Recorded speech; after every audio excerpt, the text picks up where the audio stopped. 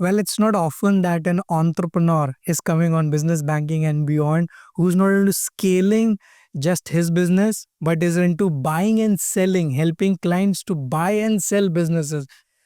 Congratulations, Tahir, for building such a business, and thank you so much for coming today on Business Banking and Beyond. You're welcome. Thank you for inviting. And we've been trying to work out quite a while since you last appeared in my podcast. I don't go many times as a guest, so it feels, a little bit sitting opposite on the chair as a guest. Usually I'm host of the podcast, but I'm excited to share my journey today with you and with your listeners who are listening this today. The idea of a podcast is all about sharing knowledge, experiences and learning. Yeah, so I'm looking forward. Thank you for So, Tahir, I'll first start with your journey. Yeah. How was your journey? When did you move to UAE? What brought you to UAE and how it went from there? Okay, great. So I'll start with my journey. So I moved in Dubai in 2008. The reason was it was just an accidentally. It was not a planned thing. I was in Scotland, living there for a while. I was an entrepreneur from a very early age. I only worked one job for a few months, and that job later on changed my life massively while I was in Scotland. So it is a different story. How sometimes you take some decisions or make choices, and then later on in their life they change you. So so I moved from Scotland to Dubai by accident. And what was that accident? By accident means like it was not a planned thing. Okay. It wasn't an accident. Like it wasn't a planned move, like the right way. So, but it went well. Yeah, it went well. So it went well. So I just came for visit, and then I liked the city. The city was under thing, and I immediately felt, sometimes you feel you go there, you connect. So I immediately connected with the city, and everything was growing. And the reason why, then I moved, I decided to stay here. A few years back in Scotland, as I said, I did only one job, and that was a 3-4 months stunt at a cleaning company I joined, which was a brand new franchise business. A lady, she took a franchise of a very well-known brand, My Home PLC. I don't know if they're still in UK. So I worked her as a first employee with her. So that gave me an opportunity when I was 16, 17, very early age. That gave me an opportunity to learn from that franchisee how to start a cleaning business.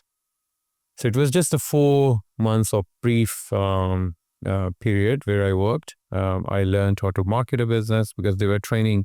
So their team was training the owner. While I was the first employee, I was always there, and they were training me as well. So I got trained. So time passed. I moved to Dubai. I saw the opportunity here. I saw a cleaning van. So that rings me a bell a few years back. Oh yeah, that's cleaning business. I know this business, and because there's so much construction and towers, this could be a good business here. I was always been an entrepreneur, finding problems and solutions. So I identified a problem or a market, and immediately I connected with the solution, and that's what the entrepreneurship is: finding problem solutions, and in the process, earning money, defining a business model. Yeah, so that's it. So you started with the cleaning business because you had a pedigree for that. Yeah. And that helped you. So after cleaning the business, what was the scale you achieved, and then what happened after that? Okay, so I saw a van. From that point I decided that I'm going to stay here and I'm going to start a cleaning business. I did exactly what I learned 3 years back. So I started a trade license. That time, getting a trade license was also a very lengthy. There were no any company formation bill. So you used to go get a sponsor, find a sponsor, go in a line, wait for your sponsor hours and hours in a coffee shop just to get a signature. Then pray for it. Maybe your sponsor will not ask for any favor, any money for it. So that was the process. I went through all that process of securing the license. It was an expensive process. I rented an office. I bought the equipment. because I learned a very high standard of cleaning, I bought like color-coded cleaning, we call it, where you use different colors of material in different areas while your cleaning process is called color-coded cleaning process, which I learned. So I bought it quite expensive. So I had $20,000, which I borrowed from my father at that time. He was kind enough to lend me that money at that age. So by the time it took me 30 to 45 days to get office license and equipment and a small van, all my 20,000 was gone. So I was literally with no money. Then I had to borrow from someone. I always say I started my business with 5,000 dirham. Otherwise, I was out of business. I had no even penny on me. So I borrowed 5,000 dirham and I started with that. So I started leafleting in Jumeirah. I door to door. I went myself. Yeah, that's what I learned. They teach us that at that time digital marketing was not in. No Google ads, no Facebook. The only way was to do either newspaper ads or door to door leafleting. So I printed from this 5,000 dirham. I printed 2,000 dirham. I printed the brochures. The rest was my all the expenses and stuff. I started doing. I remember the first day I dropped 700-800 brochures in a day. I started getting calls. That's my revenue started. I did my first job, so I had 2 employees. I hired first 2 employees, so I used to drive with them, do the cleaning myself, train them on the standards of this. I was in business. In a couple of months, I was right. I applied the same formula, which I learned. So I did exactly the same. I copied the model and it became success. Okay. So you scaled up to what level, and then what made you choose sell any business to start a different business, closing the cleaning thing? Okay, perfect. So that was the earlier on. I scaled that to a very large business in 10 years with 500 employees. 500 guys working with. So that cleaning company turned into a full one-window FM facilities management business. Okay. So how did that happen? So I got my first. So I started with the residential segment, door-to-door leafleting. That started by 6 months. I was 8 employees. Then I thought, I should get into commercial as well. So I started talking to people. I joined few BNI, tried a couple of long-term work. I started another network, Barter. Card was there that time, where you being a business owner. I was only 21 that time.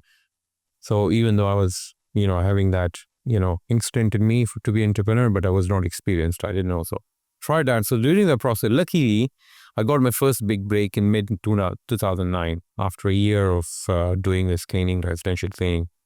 So it used to be a very known brand, restaurant chain, 9 restaurants from Kuwait. So they had restaurants in Dubai Mall, all the major malls, very high-end, fine dining. So I met someone. They said, we're looking for kitchen steward staff for cleaning our kitchens, all restaurants. Great, put up a quote. It was just after financial crisis. The big players were out, or they were, cleaning their books, or they were busy, struggling with cash flow issues and all that. That gave me an opportunity. They gave me a contract of 55 employees. Okay.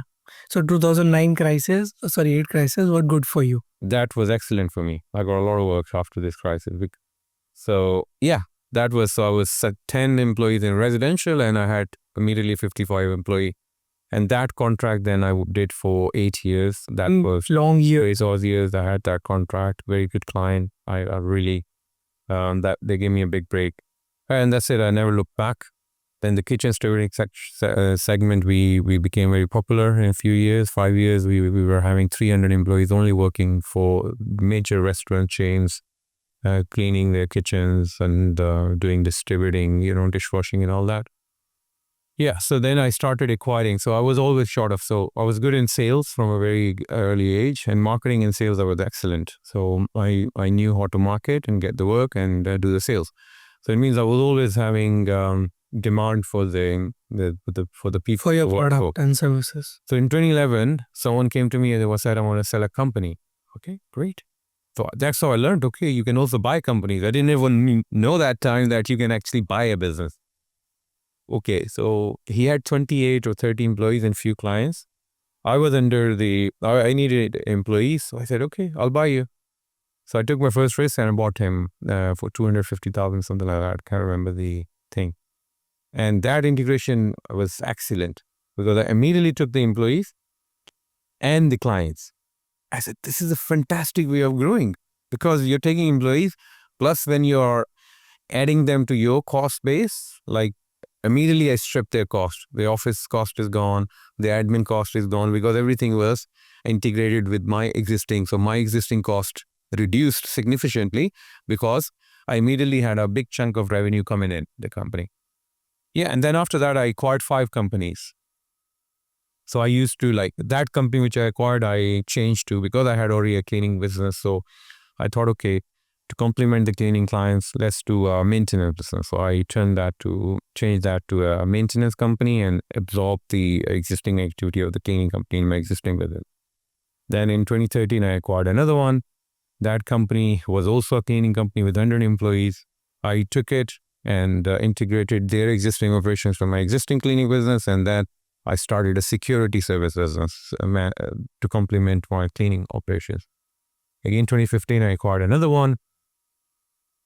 That's also a cleaning company. I took it and I turned into a home moving company, a removal, so storage, self-storage facility. We had a facility in a large facility to store. Then another company which I took in 2017, that was a bad acquisition. So I did 4 successful acquisitions and the 5th one was bad. Part of the business? Yeah. I bought that company for 1 dirham, but with 2 million liability. Oh my God. 2.5 million liability. Okay. Good.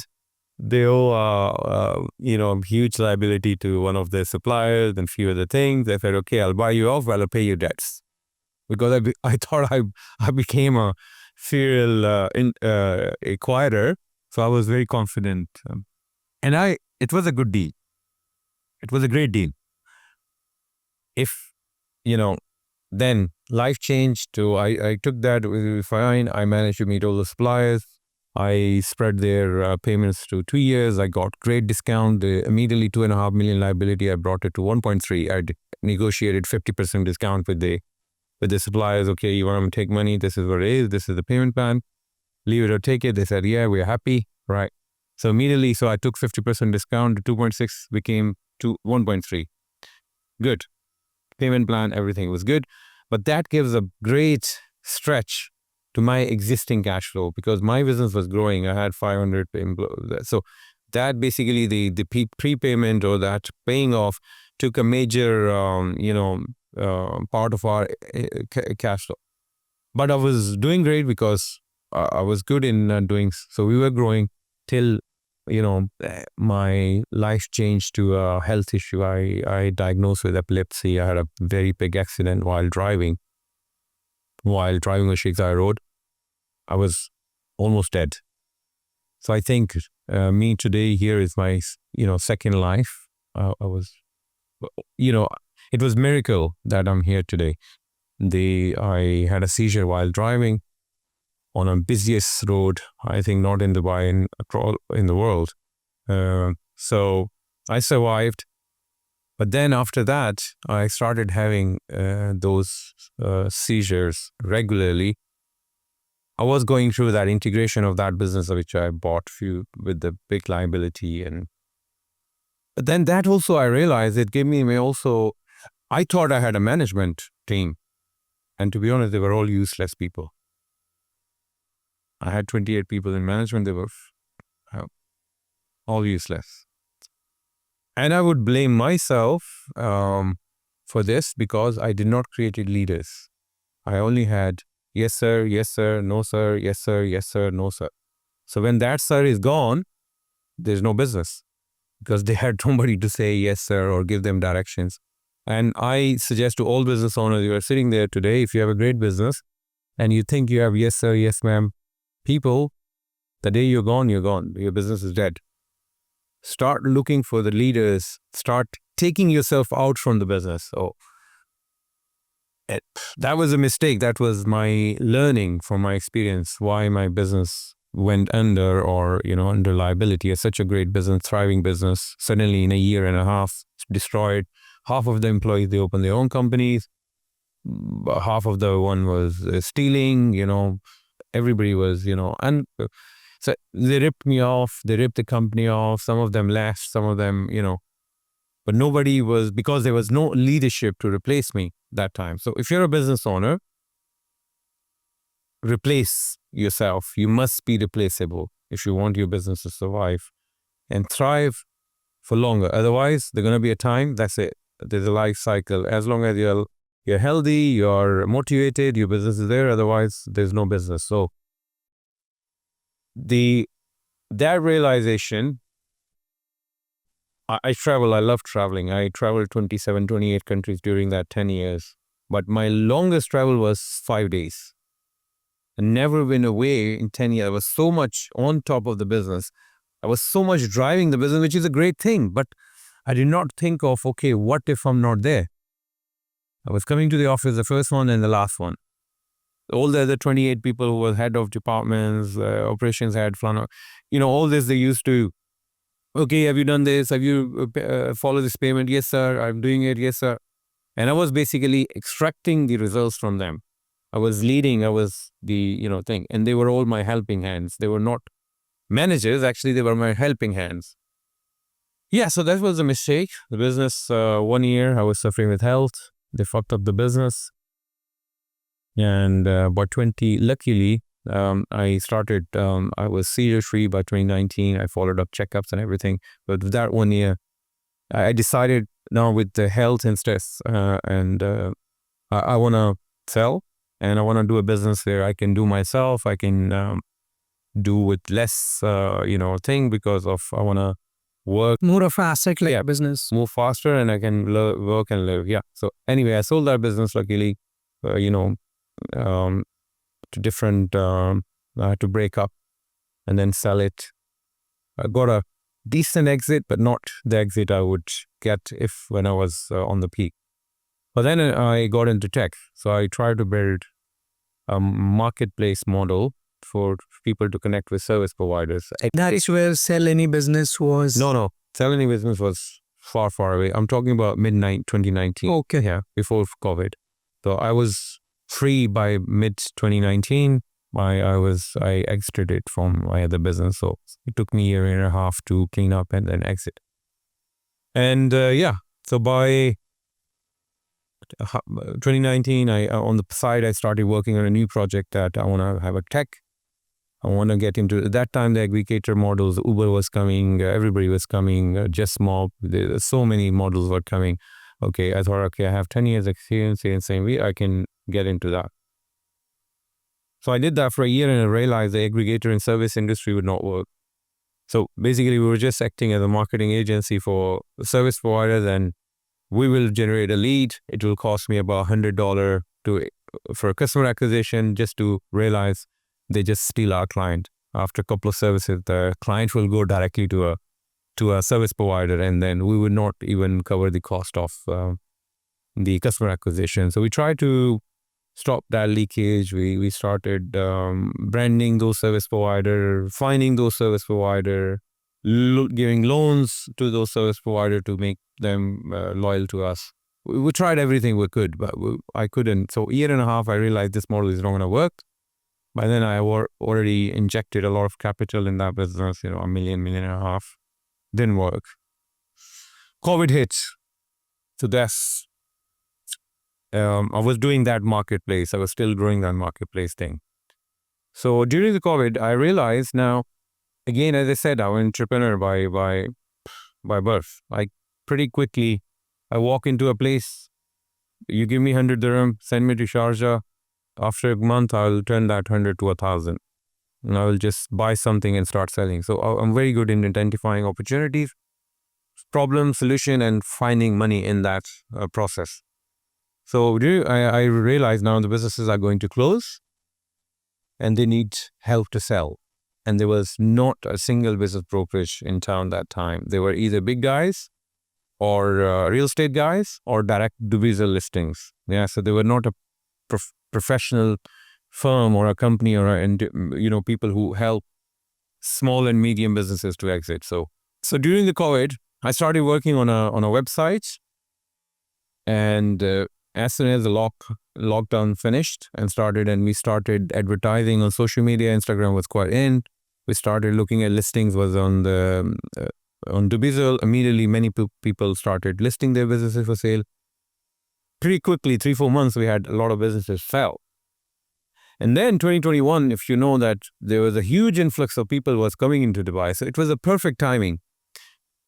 There were local businesses available for sale, and there were like people moving into Dubai because of there were still lockdowns and uncertainty in other part of the world, UK, Europe, everywhere. That's when the property prices started going up. That's when the Dubai's economy started kicking in 2021, late 2020. And that thing worked out well. And then I started focusing on Sell Any Biz, starting hiring team, turned into a marketplace and this and that. I was already implementing AI to my marketplace model. So I went from a app model to a chatbot model. We built a chatbot on WhatsApp in 2020 before ChatGPT. There was a flow-based chatbot. Okay, you press 1 for cleaning, press 2 for this service. So it was a nice chatbot because our customer acquisition reduced from $100 to 5 dirham, because it was much easier to get a customer to send a WhatsApp message to, other than downloading an app and registering themselves was costing a lot of money. So it worked well. Mid 2021, we got our first deal. It takes a time to build a pipeline. Our business is a 3 to 6 months process to build a business. So it took us 6 months, 8 months to build that pipeline. So we got our first deal in 2021, third quarter. Since then, we never looked back. We're growing. We were selling a lot of businesses. So how's the process of helping clients to buy the business? What kind of businesses you have helped to be sold or bought? And what's the process level? Okay, so we have all sort of businesses. We are not industry agnostic. We sell anything and everything. Ideal sweet spot is lower mid-market, so up to $10 million valuation companies is our expertise, and we have a large database of potential buyers, 10,000 plus, who are registered and their interest on our platform that they want to acquire a business with a combined budget of just over 500 million dirhams. On the other side, we have 300 plus active mandate from sellers to sell their businesses. Plus, we have a large number database of, we call it off-market listing, which are basically contact owners' numbers, where we can reach if the buyer wants to have a specific acquisition. So we can speak to the owners if they would like to exit.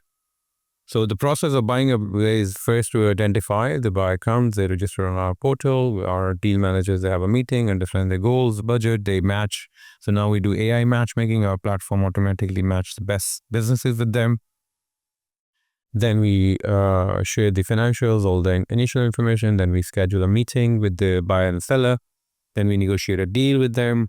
Then we draft LOIs. We have an in-house team to draft SPAs if the client wishes to do with their own lawyers. We follow with the lawyers, the due diligence, accountants are involved, all the other government. So it's a long process. Selling, especially depending on the business, but it's the lease is involved. Dealing with the landlord is a pain nowadays. All the landlord want to increase the rent when they see the owner is selling them money if there's not a good tenancy contract. So I suggest all the business owners starting your business, if it's a business based on a premises or a lease, you have a lease restaurant, business center, whatever, make sure you have a good, lease which will help you to sell your business. So the landlord will not, many owners, they don't think about exit, but then the exit is a problem. And 95% of them, they have that issue when they get stuck with the landlord because they did not, inbuild that they have a right to sell that business of course, with the approval of the landlord and so. Yeah, so that's the entire process. And then the share transfer, post handover training, any litigation. So even after the post handover also you're helping. So from valuation perspective, operational perspective, then legal, and even in the post handover, you're helping businesses in every aspect. Yeah. Well, that is really great. I have not seen any company doing that, and I believe that every business has to exit one day, maybe get acquired, or maybe the business owner wants to choose some other path. So you are the company which helps in town for doing that. Kudos to that.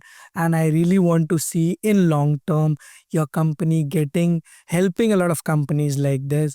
And I know this podcast was really short. There are a lot of things in terms of valuations and many other things which you could have discussed.